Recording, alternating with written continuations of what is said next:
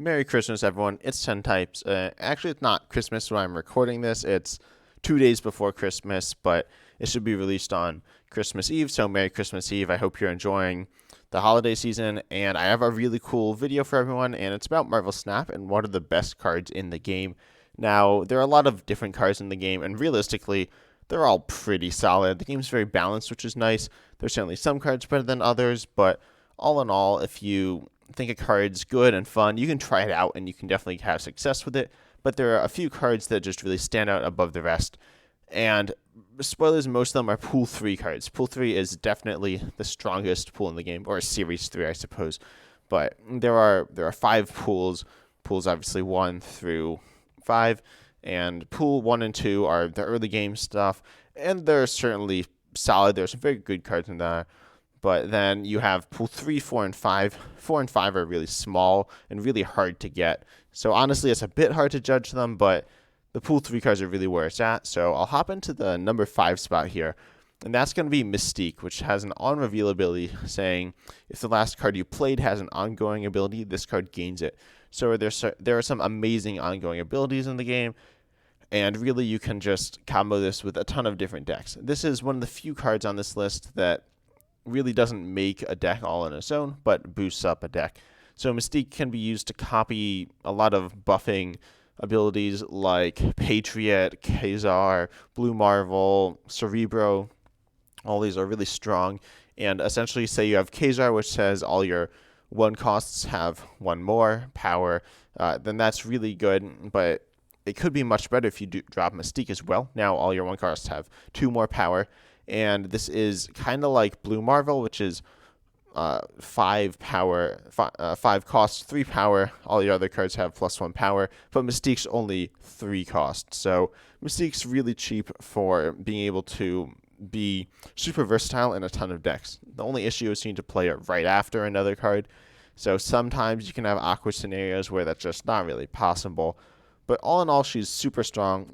She makes good decks better with Patriot, Cerebro, Kazar, Blue Marvel, all these amazing cards. She bumps them up to just another level. Cerebro saying all your cards with the highest power have now 2 more power, which is really strong on its own. But if you drop Mystique as well, now they all have 4 more power. So all these cards that say had 2 power, Cerebro gives them 4 power. Mystique, now all of a sudden they have 6 power, which is insane. So Mystique probably best with either Patriot or with the Cerebro, though she's certainly very good with Kazar and some other ongoing abilities. There are some like Wong, which she can kind of be comboed in to make this Exodia sort of combo where you just need absurd pieces, but then you just obliterate all your opponent's cards or something like that. So Mystique can be really good in those type of decks, but generally, she's best when paired with those buffing cards. Also, you could copy Devil Dinosaur or Iron Man, 2 very good cards, but generally, you want to pair her with buffing. So then all of a sudden, you got this massive power output across your whole board. And you can even drop like Cerebro or Patriot turn 6 in addition to Mystique. So you have this massive power push on the final turn of the game that your opponent can't really do anything about. So she's really strong. She doesn't stand on her own, but she's certainly one of the best cards in the whole game. And I'd highly recommend you pick her up. She's actually pinned in my shop right now, so I should be getting her soon. I think I have most of the other cards on the list, but not Mystique. She is not the best, but very, very close to the best, and certainly one of the best. And of course, Pool 3, as I said. Now, moving on to number 4, I was talking about Patriot with an ongoing ability. So obviously a great target for Mystique here, saying your other cards with no abilities have +2 power. Now, +2 power buff is amazing. We got cards like Cerebro, which I talked about, but Cerebro is a very inconsistent. Patriot should work all the time, pretty much. Patriot's one of the most consistent decks in the game. 3 cost 1 power, so really easy. Patriot can be played anytime. Obviously, if you want to copy it with Mystique, you need to play Patriot first, but if you use Patriot, you can also double it with Onslaught if you want, though that can get a bit risky. You can obviously just play a bunch of cards with no abilities in your deck. The Misty Knight, Shocker, Cyclops, the Thing, Abomination, Hulk, and then there's also Wasp. So you can throw all those in your deck just to boost, say, your Misty Knight, which is normally a 1-2, up to 1-4, which is really solid. And pretty much all these cards with mediocre stat lines bump up to really solid and very strong stat lines, which now your opponent will struggle to bypass. Patriot 3-1 isn't the worst, certainly with giving all this other power across your board. You need to watch out for Enchantress, which can mess with you a little, but really, if your opponent tries to disrupt you with Enchantress, Leech, some other thing that turns off your ability like Rogue, then it's okay because your other cards in your deck have power on their own. You can also use Patriot to buff up tokens, which are cards created from other cards. For example, White Tiger's Tiger you can buff up. You can buff up Ultron's drones or whatever they're called, and same thing with Doctor Doom and Brood, Mr. Sinister, Squirrel Girl. So in addition to the no ability cards, you can have cards that create tokens, and Patriot's amazing with those. Brood and Squirrel Girl are some of the best targets because they create a lot of tokens. And of course Ultron as well, where you can just swarm the board with all these tokens and then just win off of Patriot. You can do Patriot, Khazar, Ultron. So all of a sudden your cards with your tokens have like 3 or 4 extra power, and it's just insane. But Patriot, very consistent. I picked this one up early. It's really nice. It's very not super early, but mid-range. I'd highly recommend you pick this up. Is it the most interesting card in the game? No, but it's fun, consistent, and it's just very, very strong. It's been good in the metagame for its whole time, which is just amazing. A lot of the other cards on this list have kind of phased in and out of top spots. Patriot's always been, if you're looking at tier, it's always been like tier A consistently. It's never been S, but it's always been very good, very strong. But moving into the top 3 now, we got Wave, and this is an iconic card for some players with its amazing on-reveal ability, saying next turn, all cards in both players' hands cost 4. So this is a really interesting card. Part of, I guess, a type of card or archetype called Ramp, which is just the idea that you can play cards earlier. So you can play multiple 6-cost cards, essentially. So Wave, you can play a card that would cost 6 on the turn after you played Wave because it only costs 4, so you can play Wave on turn 3. And keep in mind, the 3/3 stat line in Wave is not the worst. It's certainly, the stat line that you're aiming for is 3/4. 3/3 lives up to that pretty close, and it has an amazing effect. So Wave is just so good. It probably needs to get nerfed to like a 3/2 or 3/1 just to balance out a little bit more. But you can, on your next turn, play, say, a 6-cost like the Hulk, and then you obviously have whatever on turn 5, and then turn 6 you can drop another 6-cost, such as, I don't know, Magneto, or it can be whatever, Odin. So whatever 6 costs you want to play, just play that on turn 6. So you can drop 2 6-costs, one on turn 4, one on turn 6. You can also play Wave on turn 4, so then you can drop, obviously, a consecutive 6 costs on 5 and 6, which is good. But then there are some other really amazing combos with Wave. You can combo her with She-Hulk, which is 6 costs, but then she costs less for each energy you didn't spend. So drop Wave on turn 5. Now you've only spent 3 out of your 5 powers. Your She-Hulk costs 2 less. So She-Hulk will normally cost 4, but She-Hulk is everything in your hands dropped down to 4. She-Hulk costs 2 less, so now She-Hulk costs 2. Now your other card, your like 6 costs 4, so you can drop Hulk and She-Hulk or something like that on turn 6, which is a ton of power. You can also go crazy stuff like Death, and this is the iconic combo and I guess deck called Death Wave, which is debatably the best deck in the game. It's certainly been in and out of that spot, and sometimes comboed with Arrow, which is whatever, or these other very solid value cards. Arrow is one that comes to mind, but Death is a 9-cost, 12-power card. And 9 costs is obviously absurd. You can't really pay that, but Death says she costs 1 less for each card that's been destroyed this game. If you have destroyed 2 cards, you do the same thing that you do with She-Hulk. So you Wave, and then now your Death costs 4. So 4/12 is already solid, right? Same as Hulk. But then you can drop this down to 2 if you have destroyed 2 cards in the game, that's not hard to do if you play Killmonger, Carnage, Deathlock, really much of anything. Even certain locations will just get you that pretty free. So you can just drop this 2-cost Death with 12 power, and then say a Hulk, so all of a sudden 24 power. Amazing power push.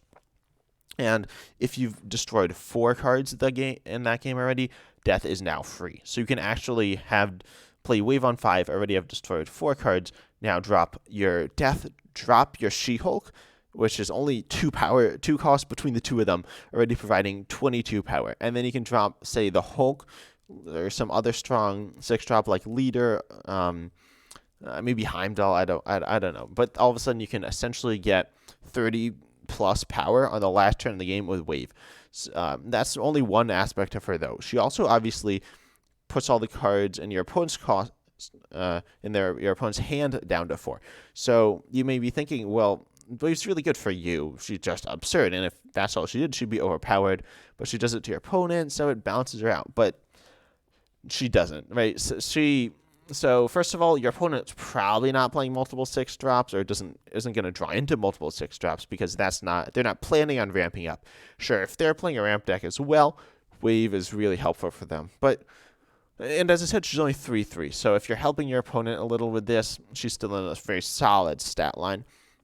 So, but realistically, your opponent won't get a ton of value. Also, a lot of decks want to play down a bunch of cards. So drop this on turn 5.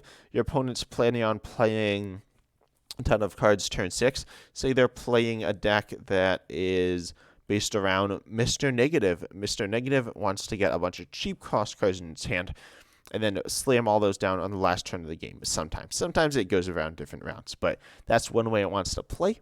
And then they're just gonna slam down a ton of cards that cost 0, 1, 2, 3, and put those all across the board. But now you've waved your opponent, and now they can only play one of those because they have 6 energy they can spend, but all their cards in their hand cost 4, so they can't spend any of them. Sometimes your opponent will have Sera, which will pretty much allow them to drop 2 cards, which is a bit annoying. That helps them out because Sera will reduce the cost of their cards. But overall, Wave is super strong, mostly because she allows you to slam down absurd amounts of cards that are really high value on, well, not that many cards, but with absurd power. So you can just drop 20 power plus on the last turn of the game, or just on turn 4 drop a big 6-drop. So really, Wave she's not on her own the best. So she's solid, but then when you combo her with other cards, she just becomes absurd, and all of a sudden you can get down all this power, and your opponent won't really be able to stop you. So Wave's just so good, and I'd highly recommend you get her. I got her from the shop, and I think I got Patriot from the shop, Wave from the shop. The cards in this list are really the ones that if they pop up in your shop and you can get them with collector's tokens, get them. You're not going to be disappointed. They're really, really, really good. Deck build arounds, really fun. So definitely make sure you get these. And yeah, they're just insane. And they're not impossibly hard to get either. They're a little difficult, but not crazy. Now moving to number 2. And I talked about this card before, Sera.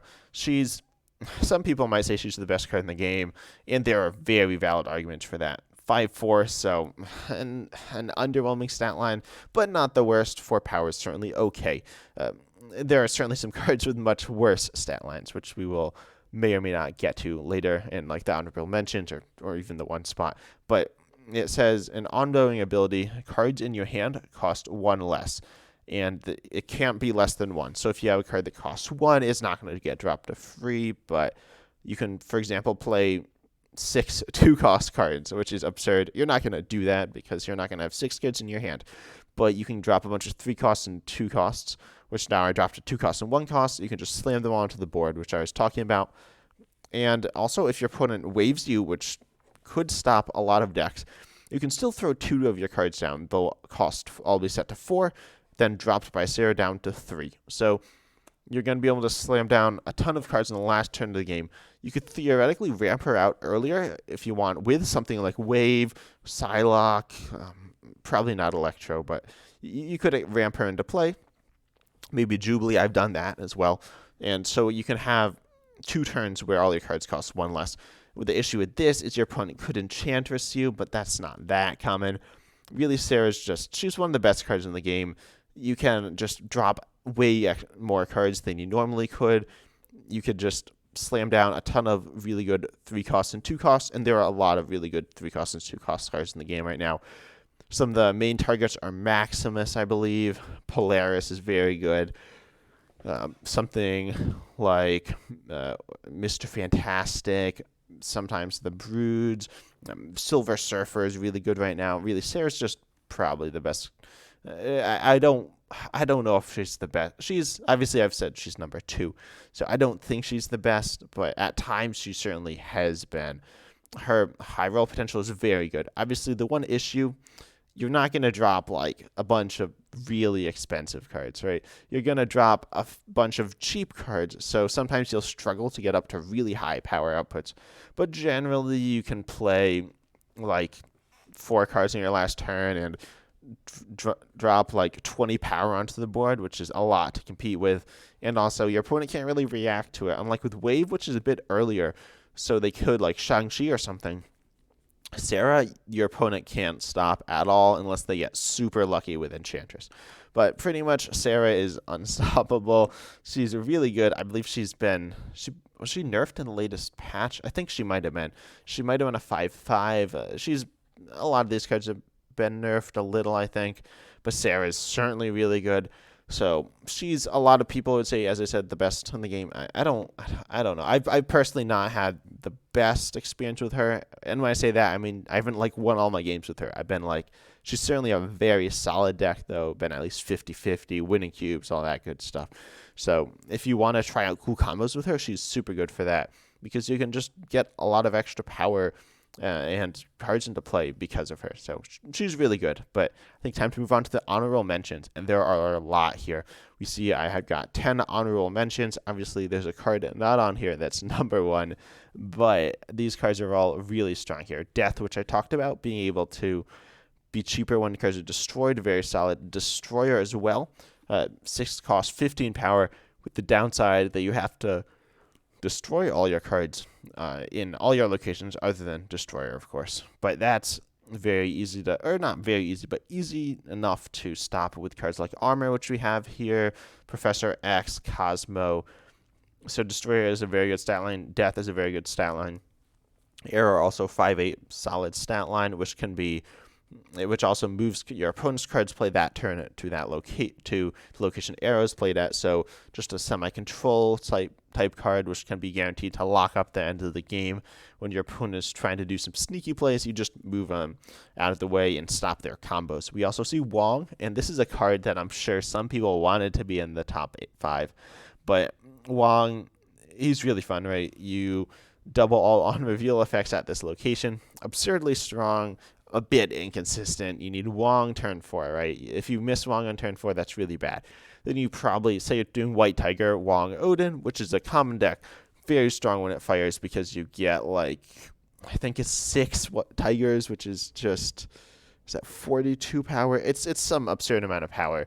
But you need Wong turn 4, White Tiger turn 5, and then turn 6, you need Odin. And if you miss any of those 3 steps, you're probably going to lose. So that's kind of bad.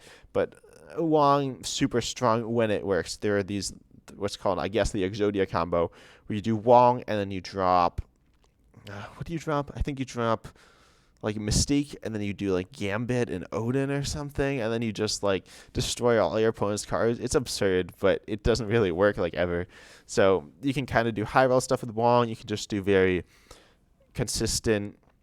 relatively consistent on reveal style decks. It used to be Odin White Tiger if you're in pool 1, but then if you're in pool 3, it's Wong, Odin, White Tiger, just getting big pushes. But he's really fun. I'd very much recommend that you pick him up if he shows up in your shop. He might be the most fun card in the game. Is he the best? Not quite good, but not the best. Also, there's what's called the Wong Going deck, which is with Spectrum, who's also very good. I was considering putting her on honorable mentions, but that you just have big ongoing stuff, buff it up. We also see Lockjaw here, another one that was definitely in consideration. What's called a cycle card, I guess, with Lockjaw Cycle. When you play a card at the location Lockjaw's at, it goes back into the deck and comes out as another card. So pretty much you can get 2 on reveal effects for the price of 1, which is really good. You can also drop cheap cards into the Lockjaw location and then hopefully get expensive cards out. Lockjaw's a bit inconsistent though, and also usually only helps win 1 lane. There's the Lockjaw. What are the build? I think there's this Thanos Lockjaw deck, which is kind of weird. There is a Lockjaw Destroy deck, or Lockjaw Discard deck, sorry, which is very strong, which is really cool. I want to try it. I don't have all the cards for it just yet. But Lockjaw is one of the best cards in the game, but not the most consistent, so I couldn't justify putting him in top 10, or top 5. But honorable mention, probably top 10 as well. So check out Lockshot if you want a really fun card to play. Now we also have Leader here, which is really good, which copies all the cards your opponent plays on this turn. If you're winning the game, you drop Leader, you should essentially be guaranteed to have as much power as they do, which is just insane because now you just win if you play Leader. And so Leader is definitely one of the best cards in the game. Would I recommend him? Yeah. Is he the most fun? He's fun. He can sometimes lose if your opponent's setting up certain combos, and then you get like half their combo, which is pretty useless most of the time. But Leader's a fun card, and if you want to do Leader, that's cool, and I'd recommend it. But then we also see Bast, which is the only pool 4 or 5 card here. And that Bast is really good in Khazar Zoo and in Mr. Negative. Sometimes really good in Sera. Sometimes good with Silver Surfer. Just setting all the cards in your hand to a power of 3. Again, similar idea to Sera, where you get these mediocre value cards, buff them up to solid value cards, and then pop a bunch of them into the board. But you're not going to get a ton of power off of Bast a lot of the time. Some people say Bast gets them like 15 power, but like that's not really true. Bast will maybe get you 4 or 5 power, which is very good for a 1-drop. But still, Bast is probably the best card that's beyond Pool 3. Also, Silver Surfer, the only card in the game I believe that you have to get through paying. But very good, 3 costs, 0 power, so bad stat line. But then buffing all your 3 drops other than Silver Surfer up to, I think it's plus 3 power. It's just absurd. You get, yes, plus 3. You just get a ton of power. So you drop Brood, Mr. Fantastic, all these different 3 drops. Bam, Silver Surfer gives you like 15 power or something, which is just absurd. The Silver Surfer is a bit too overpowered in my opinion. Plus 3 buff is like unheard of. Plus 2 is really good. A Silver Surfer being able to get plus 3 is insane. There's also Carnage here, which is one of the better Pool 1 cards. It's probably one of the best Pool 1 cards, and is one of the best cards in the game. Being able to destroy all the cards at this location can clear out junk decks, which there are a lot of right now, debris junk, goblins, stuff like that. And it just destroys them, gets plus 2 power for each card you destroy, so it can get up to like 6 power, 8 power, where you're destroying cards that you don't want there in the first place. So Carnage is really good. Pair it with the Hood, cards that want to get destroyed, stuff like that. So Carnage, if you're playing Pool 1, Pool 2, one of the best decks in the game. Honestly, if you're playing Pool 3 and beyond, it's one of the best decks in the game as well. Carnage just deserves to be one of the best. I don't know. It doesn't really hold up against some of the very best, but still very good. And then Armor, debatably overpowered, which just stops all destroying cards at this location. Obviously, can stop negative effects of locations, can stop your own cards from being destroyed from stuff like Destroyer, Atuma as well, I think. And then you have the really powerful card, so like Carnage, as I said, Venom, and other destruction cards that you can just turn off with Armor, so you can stop your opponent from destroying their cards if they want to do that with like the Death Wave style deck. So Armor, probably one of the best cards in the game, one of the least exciting cards in the game, but certainly very good. But moving on to the number 1 spot, and I think some of you probably saw this coming. It's Mr. Negative with its absurd unavailability. Swap the power and cost of all cards in your deck. So, first of all, you see a stat line. I was talking about bad stat lines. This is 4 cost, -1 power. That's like, it's probably the worst stat line in the game. It's atrocious, right? Like, it's -1 power is so bad. It used to be 4 power. I got dropped down to 1 power, and now it's -1. It's fitting theme-wise, but oh my gosh, trash stat line. But its ability is so good. Swapping the power and cost of all cards in your deck. How do you use this? You get all these cards. So there are a few cards in the game, probably 10, 20, maybe 30, that have really high cost, obviously, because they're good. But then, and also their abilities are so good that they have low power, like Mr. Negative. But you see something like Iron Man, for example, 5 cost, 0 power, trash stat line made up by the fact that he has one of the best abilities in the game. It says double the ongoing ability, double the power at this location. So say you dropped a Hulk there, and an Iron Man there. Okay, well, essentially, Iron Man's providing 12 power. It's actually providing 0, but doubling the power, so very, very strong push there. But you Mr. Negative it, and all of a sudden, it's free. That's just absurd. So free cards, there are 2 free cards in the game that are 0 energy. Or 0 energy. But, like, they're trash. They essentially provide no benefit. They're Wasp and Yellow Jacket. You don't play them because they're almost no value. But now, all of a sudden, you're Iron Man, 0 cost, 5 power. That's an amazing stat line. In addition, you double all the power at this location. So essentially, it's 0-10 plus some more for all the other cards you played there. So just drop that. You pretty much just win that location. It's absurd. That Iron Man's the strongest partner, but there are some other very solid ones.